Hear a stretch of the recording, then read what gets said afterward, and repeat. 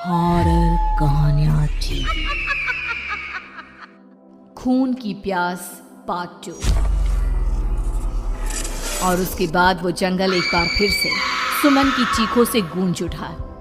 लेकिन आज की रात सुमन की चीखों को सुनने वाला वहां पर कोई भी नहीं था। अगर वहां पर कोई मौजूद था तो बस हरिया, जो कि अब एक भेड़िए में बदल चुका था। सुमन के बालों को पकड़कर घसीटते हुए वो जंगल के बीचों बीच एक जगह पर ले जा रहा था। अगली सुबह गांव में। अरे भाई, पता नहीं क्या बात है, अपने गांव का हरिया किसान और उसकी पत्नी सुमन दोनों गायब हैं। दोनों का कोई अता पता नहीं। अरे कैसी बातें कर रहे हो भाई, ये कब हुआ है? अरे पूरे गांव में खबर फैली पड़ी है। कल रात को दोनों खेत की तरफ जा रहे थे, लेकिन लौटकर आए ही नहीं। तो हो सकता है अपने खेत पर होंगे। पूरा गांव ढूंढ कर आया है भाई। जानते हो क्या मिला वहां पर? क्या हुआ भाई? क्या मिला? बताओ हमें, क्या मिला? अरे हरिया की पत्नी सुमन के कपड़े पड़े हुए थे। शरीर का एक एक कपड़ा फटा हुआ झोपड़ी के बाहर पड़ा था, लेकिन दोनों पति पत्नी का कोई पता ठिकाना नहीं था। अरे भाई, लेकिन उसका जो दोस्त है ना रामू किसान, उससे पता करके आते हैं ना। अब तक तो दोनों साथ ही खेत पर जाया करते थे। हाँ, हमें उसके घर जाना चाहिए भाई। चलो वहाँ चलते हैं, चलो। वो सारे लोग रामू के घर पर पहुंचते हैं। रामू अपने घर के बाहर बैठकर हुक्का पी रहा था। आज सारे के सारे लोग टोली बनाकर मेरे घर क्यों आ रहे हैं? क्या कोई मर गया क्या भाई? अरे कैसी बातें कर रहे हो? तुम्हारा सबसे अच्छा दोस्त हरिया और उसकी पत्नी गायब है, और तुम यहाँ बैठकर हुक्का पिए जा रहे हो हैं? रामू ने अजीब सी नजरों से उन सब गांव वालों की तरफ देखा, जिसकी वजह से वो लोग एक बार के लिए डर गए। गायब है? अरे गायब नहीं है, मुक्ति मिल गई है। उन दोनों को मुक्ति मिली है। इस दुनिया में आकर हर इंसान पाप करता है, और उसे उसके पापों के लिए मुक्ति मिलना बहुत जरूरी है। अरे ये कैसी बहकी बातें कर रहे हो भाई, हैं? और इसका चेहरा अजीब सा क्यों लग रहा है? लगता है दोस्त के मरने का गम बैठ गया है। पागल हो गया है शायद ये पागल। ये बात सुनते ही रामू चीख कर जोर से चिल्लाते हुए कहता है, पागल मैं नहीं हूँ, पागल तुम सब हो। और ये शैतानी जंगल अब तुम में से किसी को नहीं छोड़ने वाला, सबको खा जाएगा। याद रखना मेरी बात। शैतानी जंगल? कैसा शैतानी जंगल? लगता है रामू पागल हो चुका है। हमें यहाँ से चलना चाहिए भाई। चलो। तभी रामू की पत्नी बाहर आती है। नहीं, आप लोग इनकी बात का बुरा मत मानिए। 2 दिन पहले हरिया के साथ खेत पर गए आए हैं, तब से ऐसी ही बातें कर रहे हैं। भगवान जाने ऐसा क्या देख लिया उन्होंने, खेत में कुछ भी बड़बड़ाते रहते हैं। लेकिन गांव के लोगों ने कमला की कोई बात नहीं सुनी, और वो सब वहां से चले गए। रात अब धीरे धीरे ढलने लगी थी। तभी अचानक किसी ने धीमी सी आवाज में रामू को पुकारा। रामू, आ जाओ, मैं तुम्हारा इंतजार कर रहा हूँ। और सुनो, अपनी पत्नी को साथ लेकर आना, नहीं तो काम अधूरा रह जाएगा। ये आवाज सुनते ही रामू के चेहरे पर शैतानी मुस्कुराहट आ जाती है। वो धीमे कदमों से अपने घर के अंदर आता है। क्या हुआ? तबीयत ठीक है ना अब आपकी? मैं तुझे अपने साथ खेत पर ले जाने आया हूँ, चल। मैं तुम्हारे साथ कहीं नहीं जाने वाली। मुन्ना गहरी नींद में सो रहा है, और उसे अकेला छोड़कर मैं तुम्हारे साथ खेत पर नहीं आ सकती। वैसे भी तुम्हारे उन खेतों में भगवान जाने कौन सा राक्षस घूम रहा है, मुझे तो डर लगता है। रामू गुस्से में दांत पीसता अपनी झोपड़ी से बाहर आ जाता है, और कमला गहरी नींद में अपने बच्चे के साथ सो जाती है। तभी अचानक रात को रामू की झोपड़ी के ऊपर एक साया वही गाना गुनगुनाते हुए घूमने लगता है, जो हरिया के मोबाइल में बजा करता था। मैं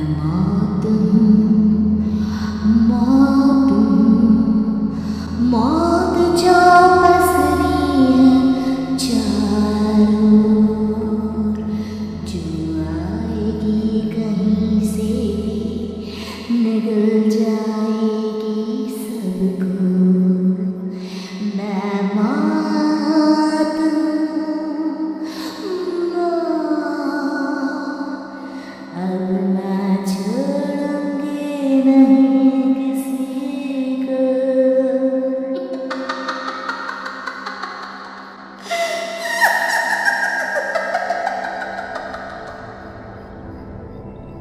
ये आवाज सुनकर रामू की पत्नी कमला की आंख खुलती है और वो देखती है कि उसका मुन्ना अपनी जगह से गायब था। कमला चीखते हुए बाहर दौड़ कर आती है। वहां पर उसने देखा कि रामू ने अपने बच्चे को झोपड़ी के बाहर एक पेड़ से उल्टा लटकाया हुआ था और उसका बच्चा चीख चीख कर रो रहा था। वहीं दूसरी तरफ एक साया बच्चे के ठीक नीचे आग जलाकर उसके चारों तरफ हैवानों की तरफ नाच रहा था। छोड़ दो मेरे बच्चे को। अरे क्या कर रहे हो तुम? शर्म नहीं आती तुम्हें अपने ही बच्चे को इस तरह मौत के हवाले करते हुए? अपना बच्चा? किसने कहा ये मेरा बच्चा है? अरे ये तो उस रामू की औलाद है, इस गांव के किसान रामू की, और मेरी दुश्मनी इस गांव के हर इंसान के साथ है। क्या? कैसी बात कर रहे हो तुम? और ये औरत कौन है? ये मेरे बच्चे को खा जाएगी। तभी अचानक से उस साया ने एक बेहद खतरनाक दिखने वाली औरत का रूप ले लिया और उसकी आंखों से आग निकल रही थी। सही पहचाना तूने, मैं तेरे बच्चे को खा जाऊंगी। अगर तू अपनी इस हैवान पति रामू के साथ जंगल नहीं आए तो मैं तेरे बच्चे को खा जाऊंगी। लेकिन क्यों? आखिर क्या चाहती हो तुम मुझसे? मुझे जंगल क्यों ले जाना चाहती हो? औरत बुरी तरह से ठहाके मार मार कर जोर जोर से हंसने लगी और साथ में रामू भी। ये तो तुझे वहाँ चलने के बाद ही पता चलेगा ना। अगर तू नहीं आई तो थोड़ी देर में तेरा ये बच्चा आग में जलकर मर जाएगा। चल जल्दी। नहीं नहीं, मेरे बच्चे को छोड़ दो। तुम जहाँ कहोगे मैं तुम्हारे साथ चलने के लिए तैयार हूँ। और उसके बाद उस बच्चे को झोपड़ी में लिटाकर आगे आगे वो साया चल रहा था और उसके पीछे पीछे रामू अपनी पत्नी के बाल पकड़कर उसे घसीटते हुए जंगल की तरफ ले गया। जंगल में जाने के बाद कितनी खूबसूरत हो तुम। आज की रात बस तुम और मैं एक दूसरे के साथ रहेंगे। मुझे तुमसे बहुत डर लग रहा है। तुम्हें क्या हो गया है? तुम तो बिल्कुल ठीक थे। वो होगा जो हमारे बीच होना चाहिए। तो आओ आओ, अपने आप को मेरे हवाले कर दो। कमला ने डर की वजह से अपनी दोनों आंखें कसकर बंद कर ली थी। रामू ने बुरी तरह से चीख कर कमला से कहा, आंखें खोलो अपनी और मेरी तरफ देखो। कमला ने जैसे ही अपनी आंखें खोली उसने देखा कि रामू एक खतरनाक खूनी हैवान में बदल चुका था। कौन हो तुम? जाने दो मुझे। क्या चाहते हो मुझसे? वही जो एक आदमी एक औरत से चाहता है। मैं तुम्हारा पति रामू नहीं, बल्कि इस जंगल का एक भेड़िया हूँ, और आज की रात तुम्हारे खून से अपनी प्यास बुझा जाऊं। और उसके बाद वो जंगल कमला की दर्दनाक चीखों से गूंज उठा। अगली सुबह कमला के कपड़े भी जंगल में उसी तरह पाए गए जैसे कि सुमन के पाए गए थे। इस घटना के बाद पूरे गांव में दहशत का माहौल था। अपने माँ बाप की मौत और गांव में हो रहे इस तरह की घटनाओं की खबर सुनकर किशन शहर से गांव लौट आया था। अपने माँ बाप की बेदर्द मौत की वजह से वो बहुत परेशान था। तभी अचानक उसे अपने घर में खाट के नीचे पड़ा हुआ वो मोबाइल फोन मिला जो उसने अपने पापा हरिया को गिफ्ट किया था। अरे कितने प्यार से पापा के लिए मोबाइल फोन लेकर आया था, एक दिन भी काम में नहीं ले पाए। और आखिर कौन है जो गांव में इस तरह की हत्याएं कर रहा है? क्या है इन सब के पीछे? क्या है? मुझे पता करना ही होगा, वरना एक दिन पूरा का पूरा गांव खाली हो जाएगा। इस गांव में एक भी जिंदा इंसान नहीं बचेगा। गांव के लोगों की मदद करने के इरादे से किशन अपने गांव से दूर एक दूसरे गांव में बहुत बड़े तांत्रिक के पास मिलने के लिए गया। तांत्रिक बाबा, अब आप ही कुछ उपाय बता सकते हैं। भगवान जाने हमारे गांव को किसकी नजर लग गई है। नजर नहीं लगी है, किसी ने तुम्हारे गांव को बद्दुआ दी है। किसी सताई हुई आत्मा का प्रकोप है और अब वो पूरे गांव में किसी को नहीं छोड़ेगी जब तक उसकी आत्मा को शांति नहीं मिल जाती। अरे लेकिन ऐसा कौन है बाबा? किसकी आत्मा है और कैसे मिलेगी उसे शांति?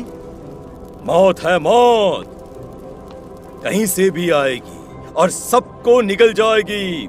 इससे बचने का सिर्फ एक ही उपाय है, लेकिन उस उपाय को करना आसान नहीं होगा। जो भी उस उपाय को करने की कोशिश करेगा उसकी जान जा सकती है। भले ही मेरी जान चली जाए, लेकिन मैं अपने गांव के लोगों की जान बचाने की पूरी कोशिश करूंगा बाबा। तो ठीक है फिर, अगली अमावस की रात जैसा मैं कहता हूँ वैसा ही करना। अमावस की रात तांत्रिक के बताए अनुसार किशन अपने साथ केरोसिन लेकर जंगल की तरफ चल पड़ा। उसके हाथ में देवी के मंदिर का सिंदूर भी था। किशन जंगल के बीचों बीच पहुंचा। ये देखकर उसकी आंखें फटी की फटी रह गई। वहां एक उबलते पानी का तालाब था और कई लोगों की लाश लटक रही थी। किशन के माँ बाप की लाश भी वहीं थी। माँ, बापू, क्या हो गया? ये क्या हो गया? तभी वहां पर एक औरत और आदमी आते हैं। उन्हें देखकर किशन चौंक जाता है। गोपाल काका, आपकी तो 5 साल पहले मौत हो गई थी। और निर्मला काकी, आप? हाँ, मौत तो हो गई थी, लेकिन तुम ये नहीं जानते कि हमारी मौत कैसे हुई थी। क्या कहना चाहते हैं आप? कुछ नहीं, बस ये जान लो कि अब इस गांव में कोई जिंदा नहीं बचेगा। लेकिन क्यों काकी? क्योंकि 5 साल पहले इन गांव वालों ने मुझे डायन बताकर पत्थर मार मार के मार डाला। मेरी कोई गलती नहीं थी। गांव का एक बच्चा क्या लापता हुआ, सारा इल्जाम मेरी पत्नी पे डाल दिया। और जब मैंने निर्मला की जान बचाने की कोशिश की तो मुझे भी मार डाला। आपके साथ ये बहुत गलत हुआ काकी, लेकिन आप जो कर रहे हैं वो भी सही नहीं है ना? तुम यहाँ से चले जाओ, वरना तुम भी नहीं बचोगे। हमारी आत्मा पिछले 5 साल से मुक्ति के लिए भटक रही है। चले जाओ यहाँ से। मौका देखकर किशन सिंदूर उन दोनों के ऊपर डाल देता है।